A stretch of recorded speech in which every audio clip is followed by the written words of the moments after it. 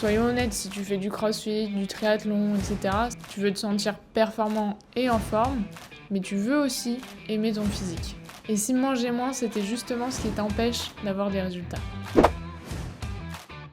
Hello, moi c'est Astrid et je suis diététicienne du sport. Je m'occupe principalement des crossfitters, triathlètes et sportifs hybrides. Du coup, je te souhaite la bienvenue dans ce deuxième épisode du podcast Cook and Move. Dans celui-ci, on va parler un petit peu de nutrition sportive. Donc ce podcast est là pour t'aider à mieux manger dans ton quotidien de sportif, sans contrainte ni interdit. Soyons honnêtes, si tu fais du crossfit, du triathlon, etc., tu veux te sentir performant et en forme, mais tu veux aussi aimer ton physique. Le problème, c'est que beaucoup de sportifs pensent que pour être sec, il faut manger de moins en moins. Et si manger moins, c'était justement ce qui t'empêche d'avoir des résultats. On va voir pourquoi les sportifs pensent bien manger, mais sont souvent à côté de la plaque. Les sportifs, d'une manière générale, ont quand même quelques connaissances en nutrition. Ils mangent de manière équilibrée, c'est-à-dire qu'il y a des protéines, des féculents et des légumes en général à chaque repas. Donc oui, on peut dire qu'ils mangent équilibré, qu'ils mangent propre, puisque surtout ils font du fait maison, ils évitent l'industriel, mais ce n'est parfois pas assez pour atteindre tes objectifs. Et c'est d'autant plus frustrant parce que tu te dis que tu fais attention, mais tu progresses pas, et en plus tu n'atteins pas tes objectifs physiques. Donc maintenant il faut bien comprendre une chose, la différence entre manger sain et manger en fonction de son quotidien, de ses entraînements, de ses contraintes. C'est-à-dire tout simplement répondre à tes besoins.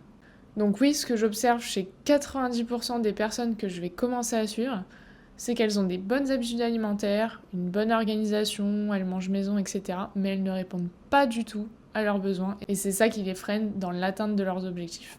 Donc voilà, encore une fois, il faut vraiment pas confondre l'alimentation santé, l'alimentation esthétique et l'alimentation pour la performance. Tout ça, c'est 3 types d'alimentation un petit peu différentes en fonction de la problématique de la personne et bien sûr de ses objectifs. Donc en gros, le problème, c'est pas ce que tu manges, c'est la quantité et la répartition. Donc, ton nombre de kilocalories et tes macronutriments au total sur la journée. On rentre un petit peu dans les détails plus scientifiques. Tes besoins énergétiques, avec le sport que tu fais, ils explosent. Donc que ce soit le crossfit, du triathlon, de l'aérox, tout ça, ce sont des sports avec un besoin énergétique important. Donc tu te dois de répondre à tes besoins si tu veux atteindre tes objectifs, même physiques. Une sous-alimentation chronique, ça va entraîner de la fatigue, de la stagnation et peut-être même des blessures. Donc ce à quoi il faut faire attention et ne pas tomber dans les pièges qu'on peut trouver sur les réseaux sociaux par exemple.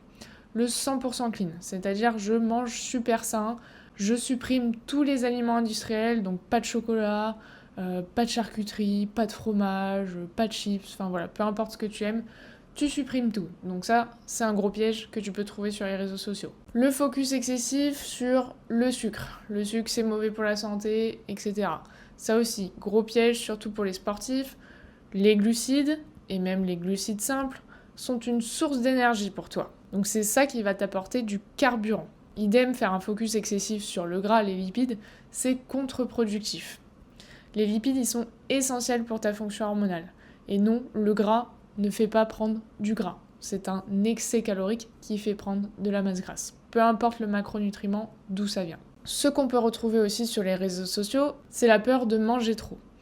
On se compare beaucoup avec les What I Eat, les influenceurs ou les influenceuses qui postent leurs assiettes où ils mangent que 3 feuilles de salade. Tout ça, c'est hyper culpabilisant et il faut pas que tu te compares à ça. Je t'invite même à ne pas suivre ces comptes-là. Donc, n'aie pas peur de manger, de répondre à tes besoins. Tu verras que tu auras beaucoup plus d'énergie et beaucoup plus de résultats comme ça. En plus, du coup, si tu es constamment en déficit calorique important, tu vas pas construire de la masse musculaire. Donc, moins de masse musculaire, c'est aussi égal à un métabolisme plus lent.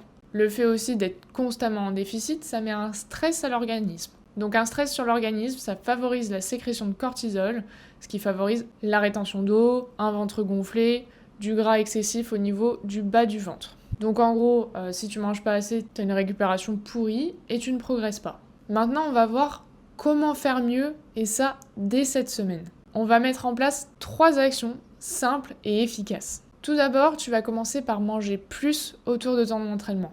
Donc que ça soit avant et après ton entraînement, augmente ta portion de glucides. Il faut que tu arrêtes d'avoir peur de manger. Deuxième action, On arrête de juger les aliments entre bons et mauvais. Il n'y a pas de catégorie d'aliments. Tout est question de quantité. Donc encore une fois, attention de ne pas bannir des aliments, c'est contre-productif. Si tu t'interdis le chocolat en semaine et que tu as un coup dur en fin de semaine, tu peux être sûr que la tablette, elle va y passer. Donc au final, il vaut mieux manger un carreau tous les jours. Troisième action, observe les signaux de ton corps. Si tu as faim, ça veut dire que tu ne réponds pas suffisamment à tes besoins. Donc mange plus, augmente tes protéines, augmente tes glucides dans l'assiette. Observe également ton sommeil. Est-ce qu'il est bon? Est-ce qu'il est réparateur? Est-ce qu'il est suffisant? C'est-à-dire, est-ce que tu dors au minimum 7 à 8 heures par nuit? Un manque de sommeil excessif, ça peut dérégler tes sensations de faim, te donner des envies de sucre, de gras, etc. Donc voilà, focus aussi sur ton sommeil pour atteindre tes objectifs en perte de masse grasse. Au niveau des signaux de ton corps, regarde aussi ton énergie pendant la séance. Est-ce que tu arrives à faire ta séance sans souci? Est-ce que tu as du jus? Ou alors est-ce qu'au milieu de la séance, tu commences à tirer la langue et tu ne te vois pas aller au bout de ta séance? Là, c'est signe que tu ne manges pas assez dans ta journée, que tu n'as pas assez de glucides, donc de carburant pour fonctionner. Donc dès la semaine prochaine, mets en place ces 3 petites actions et tu verras que tu auras déjà beaucoup plus de résultats. Si tu te reconnais là-dedans, c'est normal.